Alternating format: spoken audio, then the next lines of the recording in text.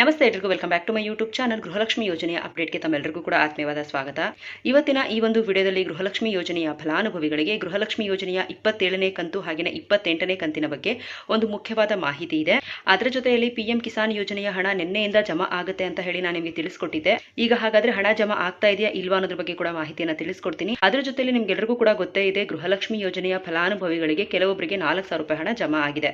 ಅದ್ರ ಬಗ್ಗೆ ಬಹಳಷ್ಟು ಜನ ಕೂಡ ಕನ್ಫ್ಯೂಸ್ ಮಾಡ್ಕೊಳ್ತಾ ಇದ್ದಾರೆ. ನಮಗೆ 27 ಮತ್ತು 28ನೇ ಕಂತಿನ ಹಣ ಜಮಾ ಆಗ್ತಾ ಇದೆಯಾ ಅಂತ ಹೇಳ್ಬಿಟ್ಟು. ಹಾಗಾದ್ರೆ 28ನೇ ಕಂತಿನ ಹಣ ಕೂಡ ಜಮಾ ಆಗ್ತಾ ಇದೆ ಅಂತ ಹೇಳ್ಬಿಟ್ಟು ಕೂಡ ನಿಮಗೆ ಇವತ್ತಿನ ಈ ಒಂದು ವಿಡಿಯೋದಲ್ಲಿ ಮಾಹಿತಿನ ತಿಳಿಸ್ಕೊಡ್ತೀನಿ. ವಿಡಿಯೋ ತುಂಬಾನೇ ಹೆಲ್ಪ್ಫುಲ್ ಆಗಿ ಇನ್ಫಾರ್ಮೇಟಿವ್ ಆಗಿರುತ್ತೆ. ವಿಡಿಯೋನ ಎಲ್ಲೂ ಕೂಡ ಮಧ್ಯದಲ್ಲಿ ಸ್ಕಿಪ್ ಮಾಡದೆ ಕಂಪ್ಲೀಟ್ ಆಗಿ ವಾಚ್ ಮಾಡಿ. ಕಂಪ್ಲೀಟ್ ಆಗಿ ವಾಚ್ ಮಾಡಿದ್ರೆ ಮಾತ್ರ ಸಂಪೂರ್ಣವಾದಂತಹ ಮಾಹಿತಿ ಸಿಗುತ್ತೆ.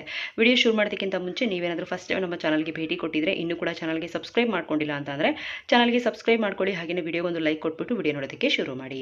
ಮೊದಲನೇದಾಗಿ ನಿಮಗೆ ಗೃಹಲಕ್ಷ್ಮಿ ಯೋಜನೆಯ 27ನೇ ಕಂತಿನ ಬಗ್ಗೆ ನಿಮಗೆ ತಿಳಿಸ್ಕೊಟ್ಬಿಡ್ತೀನಿ. ನಿನ್ನೆ ಕೂಡ ಸಾಕಷ್ಟು ಫಲಾನುಭವಿಗಳಿಗೆ ಗೃಹಲಕ್ಷ್ಮಿ ಯೋಜನೆಯ 27ನೇ ಕಂತಿನ ಹಣ ಜಮಾ ಆಗ್ತಾ ಹೋಯಿತು. ಇದುವರೆಗೂ ಟೋಟಲ್ ಆಗಿ 60ರಿಂದ 65% ಫಲಾನುಭವಿಗಳಿಗೆ ಹಣ ಜಮಾ ಆಗಿರುವಂತದ್ದು ನಾನು ಪ್ರತಿದಿನ ಕೂಡ ನಿಮಗೆ ವಿಡಿಯೋ ಮಾಡಿ ತಿಳಿಸ್ಕೊಡ್ತಿದ್ದೀನಿ.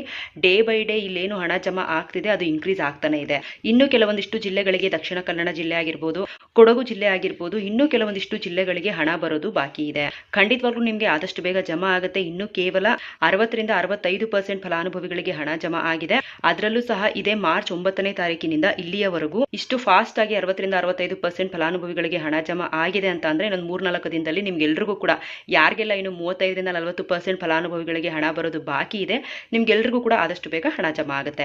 ಹಾಗಾಗಿ ಎಲ್ಲರೂ ಕೂಡ ವೇಟ್ ಮಾಡಲೇಬೇಕಾಗುತ್ತೆ. ನಿಮ್ಮೆಲ್ರಿಗೂ ಕೂಡ ಗೃಹಲಕ್ಷ್ಮಿ ಯೋಜನೆಯ 27ನೇ ಕಂತಿನ ಹಣ ನಿಮ್ಮ ಒಂದು ಬ್ಯಾಂಕ್ ಖಾತೆಗಳಿಗೆ ಆದಷ್ಟು ಬೇಗ ಬಂದು ಜಮಾ ಆಗುತ್ತೆ. ಈಗ ನೆಕ್ಸ್ಟ್ ಪಿಎಂ ಕಿಸಾನ್ ಯೋಜನೆಯ 22ನೇ ಕಂತಿನ ಹಣ ನಿನ್ನೆಯಿಂದನೇ ಜಮಾ ಆಗ್ಲಿಕ್ಕೆ ಪ್ರಾರಂಭವಾಗಿದೆ. ಪಿಎಂ ಕಿಸಾನ್ ಯೋಜನೆಯ 22ನೇ ಕಂತಿನ ಹಣ ನಿಮ್ಗೇನಾದ್ರೂ ಬಂದಿದ್ಯಾ ಇಲ್ವಾ ತಪ್ಪದೆ ಕಮೆಂಟ್ ಮಾಡಿ ತಿಳಿಸ್ಕೊಡಿ. ಹಾಗೇನೆ ಕೆಲವೊಂದಿಷ್ಟು ಜನ ನಮಗೆ 27 ಮತ್ತು 28ನೇ ಕಂತಿನ ಗೃಹಲಕ್ಷ್ಮಿ ಯೋಜನೆಯ ಹಣ 4,000 ರೂಪಾಯಿ ಹಣ ಜಮಾ ಆಗಿದೆ ಅಂತ ಕೂಡ ಕೇಳ್ತಾ ಇದ್ದಾರೆ. ಖಂಡಿತವಾಗ್ಲೂ ಅದು 27 ಮತ್ತು 28ನೇ ಕಂತಿನ ಹಣ ಒಟ್ಟಿಗೆ 4,000 ರೂಪಾಯಿ ಜಮಾ ಆಗಿರೋದಂತೂ ಅಲ್ವೇ ಅಲ್ಲ.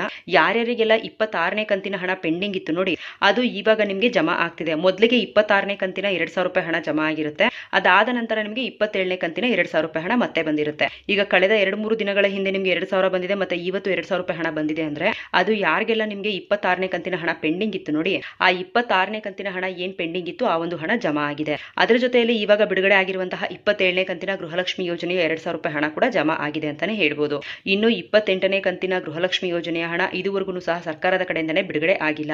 ಒಂದು ಕಂತಿನ ಹಣ ರಿಲೀಸ್ ಆಗಬೇಕು ಅಂತ ಹೇಳಿದ್ರೆ ಅದಕ್ಕೆ ಅದರದೇ ಆದಂತಹ ಒಂದು ಇಷ್ಟು ಪ್ರೊಸೆಸ್ಗಳಿರ್ತವೆ. ಮೊದಲು ಮಹಿಳಾ ಮತ್ತು ಮಕ್ಕಳ ಕಲ್ಯಾಣ ಇಲಾಖೆಯಿಂದ ಫೈನಾನ್ಸ್ ಡಿಪಾರ್ಟ್ಮೆಂಟ್ಗೆ ಫೈಲ್ ಅನ್ನ ಕಳಿಸ್ಕೊಡ್ಬೇಕು. ಇಷ್ಟು ಫಲಾನುಭವಿಗಳು ಅರ್ಹರಿದ್ದಾರೆ, ಇಷ್ಟು ಹಣವನ್ನ ಬಿಡುಗಡೆ ಮಾಡಿ ಅಂತ ಹೇಳ್ಬಿಟ್ಟು.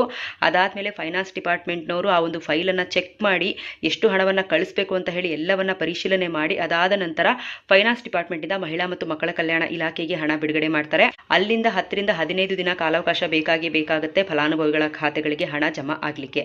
ಹಾಗಾಗಿ 28ನೇ ಕಂತಿನ ಹಣದ ಬಗ್ಗೆ ಸದ್ಯಕ್ಕೆ ಯಾವುದೇ ರೀತಿಯಾದ ಪ್ರೊಸೆಸ್ ಇಲ್ಲ. ಆ ರೀತಿ ಏನಾದರೂ ಪ್ರೊಸೆಸ್ ಶುರುವಾದ್ರೆ ಅದ್ರ ಬಗ್ಗೆ ನಾನು ಮುಂದಿನ ದಿನಗಳಲ್ಲಿ ನಿಮಗೆ ವಿಡಿಯೋ ಮಾಡಿ ಅಪ್ಡೇಟ್ಸ್ ಅನ್ನ ಕೊಡ್ತಾ ಹೋಗ್ತೀನಿ. ಸದ್ಯಕ್ಕೆ ಗೃಹಲಕ್ಷ್ಮಿ ಯೋಜನೆಯ 27ನೇ ಕಂತಿನ ಹಣ ಜಮಾ ಆಗ್ತಿದೆ. ಸೊ ಯಾರಿಗೆಲ್ಲ ಪೆಂಡಿಂಗ್ ಇದೆ ಆದಷ್ಟು ಬೇಗ ಎಲ್ಲರಿಗೂ ಕೂಡ ಹಣ ಜಮಾ ಆಗುತ್ತೆ. ಯಾರು ಕೂಡ ವರಿ ಮಾಡ್ಕೊಳ್ಳೋದಕ್ಕೆ ಹೋಗಬೇಡಿ. ಹಾಗೇನೇ ವಿಡಿಯೋ ನೋಡ್ತಾ ಇರುವಂತ ನಿಮ್ಗೆ ಏನಾದ್ರೂ ಗೃಹಲಕ್ಷ್ಮಿ ಯೋಜನೆಯ 27ನೇ ಕಂತಿನ ಹಣ ಬಂದಿದ್ರೆ ಅಥವಾ ಬಂದಿಲ್ಲ ಅಂದ್ರೂ ಕೂಡ ನಿಮ್ಮ ಒಂದು ಊರಿನ ಹೆಸರನ್ನ ಮೆನ್ಷನ್ ಮಾಡ್ಬಿಟ್ಟು ಕಮೆಂಟ್ ಮುಖಾಂತರ ತಿಳಿಸ್ಕೊಡಿ. ಹೋಪ್ ಎಲ್ಲರೂ ಕೂಡ ಮಾಹಿತಿ ಸಂಪೂರ್ಣವಾಗಿ ಸಿಕ್ಕಿದೆ ಅಂತ ಅನ್ಕೊಂಡಿದ್ದೀನಿ. ಸೊ ವಿಡಿಯೋ ಸ್ವಲ್ಪ ಆದ್ರೂ ಯೂಸ್ಫುಲ್ ಅನ್ಸಿದ್ರೆ ವಿಡಿಯೋ ಒಂದು ಲೈಕ್ ಮಾಡಿ.